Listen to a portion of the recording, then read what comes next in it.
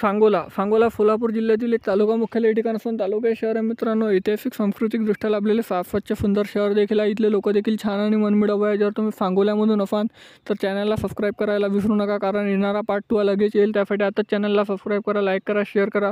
प्रत्येक सांगोला वासियापर्यंत, मित्रमंडळी, नातेवाईकापर्यंत देखील जास्तीत जास्त व्हिडिओ शेअर करायला विसरू नका.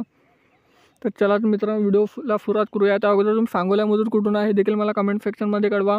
तर सांगोला ते सोलापूर जिल्हा मुख्यालयापासून किती किलोमीटर अंतर आहे हे व्हिडिओमध्ये जाणून घेऊया.